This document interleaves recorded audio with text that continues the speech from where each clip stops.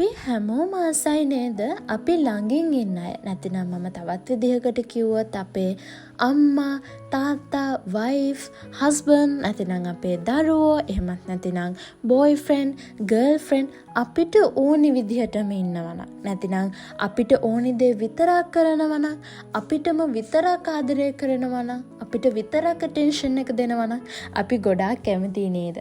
ඉතින් මෙන්න මේකට අපි මොනතරම් උත්සාහ කරත් කිසිම සාර්ථක ප්‍රතිඵලයක් තාම ලැබිලත් නෑ නේද? පොඩි දෙයක් මෙතනදී මං කියන්න ඕනේ. සමහර තැන්වල මම දකිනවා මේ උත්සාහයන් අවසානයේ වෛරයක්ම විතරක් ඉතුරු වෙන වෙලාවලුත් තියෙනවා. ඉතින් ඇත්තටම මේ ප්‍රශ්න පිළිතුරක් නැද්ද? අපිට බැරිද අනිත් අයව අපිට ආදරය කරවන්න සලස්ව ගන්න?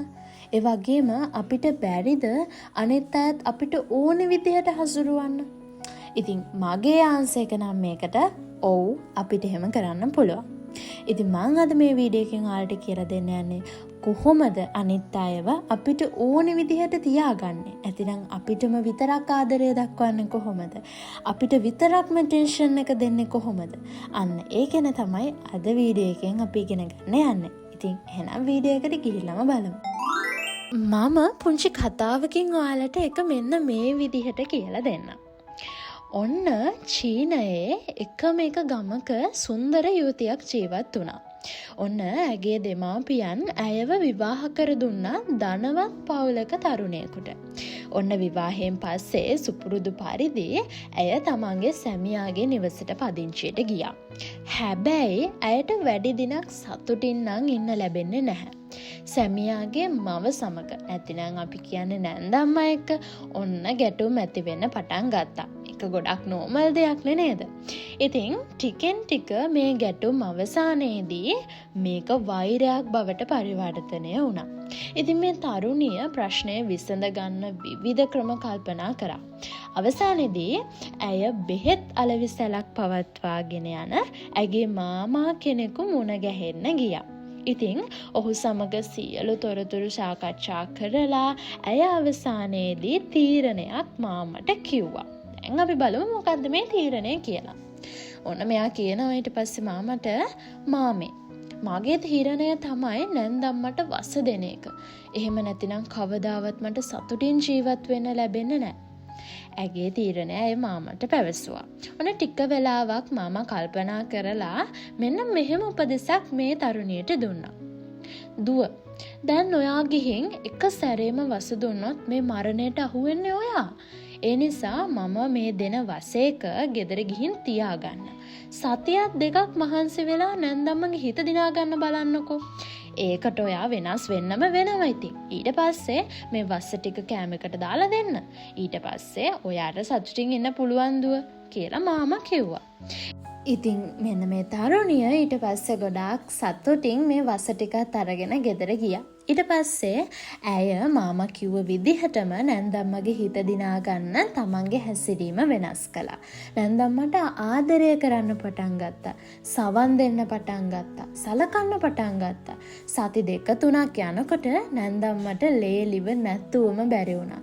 තමන්ගේ දරුවන්ටත් වඩා ලේලිට තමයි මේ නැන්දම්ම ආදරය කරන්න පටන් ගත්තේ. ඉතින් එක දවසක් මෙන්න මේ තරුණිය හිටි හැටියේම තමන්ට වස ලබා දුන්නු අර මාමා හොයාගෙන ඇවිල්ලා එකපාරම අඬන්න ගත්තා. අඬන්න අරගෙන ඇය මෙන්න මෙහෙම කිව්වා. අනේ මාමේ, නැන්දම්ම මට අපේ අම්මටත් වඩා ආදරේ. මට නැන්දම්මව මරන්න බෑ. මම සතියක් විතර මාමා දුන්න වස කෑමකට දාලා දුන්නා. නැන්දම්මට මොකක් හරි වෙන්න කලින් ඒ වස විනාශ කරන්න පුළුවන් බෙහෙතක් දෙන්න මාමේ මට පින් සිද්ධ වෙයි. මේ තරුණිය බැගෑපත් වෙලා මාමගෙන් ඉල්ලුවා. ඉතින් මාමා මෙන්න මේ වෙලාවේදී hina වෙලා කිව්වා, දුව බය වෙන්න එපා. මම දුන්නේ වස්ස නෙවෙයි. හොඳ බෙහෙතක්.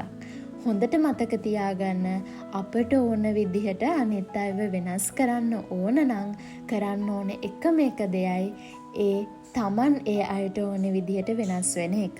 මාමා ලස්සන පාඩමක් මේ තරුණියට කියලා දුන්නා. ඉතින් මට මේ පුංචි කතාව අවසානයේදී ඔයාලට කියන්න ඕන උනේ අපි හැමෝම නිරතුරුවම උත්සාහ කරන්නේ Tamanට අවශ්‍ය ආකාරයට අන් අයව වෙනස් කරගන්න. ඒ වෙනුවෙන් අපි ගොඩාක් වෙහෙසෙනවා. සමහර වෙලාවට අපි විවිධ ගැටුම් පවා ඇති කරගන්නවා. ගොඩක් වෙලාවට සිත් රිදීම් පවා ඇති වෙනවා. නැතිනම් එකිනෙකාට වෛර බැඳ ගන්නවා. හැබැයි පොඩ්ඩක් හිතලා බලන්න ඔයාගේ ජීවිතේ කවදා හෝ වෙනත් අයෙකුගේ රුචි අරුචිකම් වලට අනුව ඔබේ ජීවිතය වෙනස් කරගෙන තියනවාද? ගොඩක් වෙලාවට ඔයාලගේ පිළිතුර වෙන්නේ නැහැ. ඔව් මම දන්නවා. හැබැයි පොඩ්ඩක් හිතන්න අපි ආදරය කරන කාලේ නැතිනම් අපි පෙම්වතුන් පෙම්වතියන් වෙලා ඉන්න කාලේ අපි අනිත් කෙනාව අපේ ජීවිතේ තියාගන්න ඕනි හින්දා අපි අපේ සමහර ගතිගුණ වෙනස් කරගන්නවා. සමහර වෙලාවට අපි අනිත් අයගේ රුචි අරුචිකම් වලට අනුව වෙනස් වෙනවා. ඉතින් මට ඔයාලගෙන් අහන්න තියෙන්නේ ඒ කාලේ අපිට ඒ කැපවීම කරන්න පුළුවන් වුණා නම් ඇයි ඒ දෙදෙනාම බිරිඳ සැමියා වුණාට පස්සෙත් ඒ කැපකිරීම කරන්න බැරි? ඉතින් මම මේ දැන් කිව්ව පුංචි ටිප් එක ඔයාලගේ ජීවිතේටත් ඔයාලා ඇප්ලයි කරගෙන බලන්න. ඒ වගේම අනිත් අය ප්‍රිය කරන අයුරින් ඔබේ ජීවිතය වෙනස් කරගත්තොත් ඔයාට ඔයාගේ ළඟම ඉන්න කට්ටියව ඔයාට ආකර්ෂණය කරගන්න පුළුවන් වෙනවා. ඔයාගේ බිරිඳ, සැමියා, දෙමව්පියන්, දරුවන් එහෙමත් නැතිනම් අපි කලින් කිව්වා වගේ බොයිෆ්‍රෙන්ඩ්, ගර්ල්ෆ්‍රෙන්ඩ් ප්‍රිය කරන අයුරින් ඔබේ ජීවිතය වෙනස් කරගත්තොත් ඔබේ නිවසත් සොඳුරු නිවහනක් බවට පත් කරගන්න පුළුවන්. ඒ වගේම තමයි ඔබේ සේවා ස්ථානයේ හිතවතුන්, හිතවතියන් එහෙමත් නැතිනම් ප්‍රධානීන්, සේවකයන් ප්‍රිය කරන අයුරින් වෙනස් වෙලා බලන්න මොකද වෙන්නේ කියලා. එතකොට ඔබේ සේවා ස්ථානය අනිවාර්යයෙන්ම ආකර්ෂණීය තැනක් බවට පත් වෙනවා. ඒ වගේම ඔබ ඔබේ සේවා ස්ථානයේ සේවාදායකයන්ට ගනුදෙනුකරුවන්ට ප්‍රිය කරන අයුරින් වෙනස් කළොත් ඒ ව්‍යාපාරය දියුණුවෙන් දියුණුවට පත්වෙනවාමයි. ඉතින් ජීවිතය ජය ගන්න නම් අනිත් අය ප්‍රිය කරන අයුරින් වෙනස් වීමේ කුසලතාවය අපිට පුහුණු වෙන්නම වෙනවා. ඒ වගේම දෙයක් මතක තියාගන්න ඕනේ, වෙනස් වෙන්න ඕනේ සාධනීය අයුරින් මිසක් විනාශකාරී ලෙස නෙවෙයි.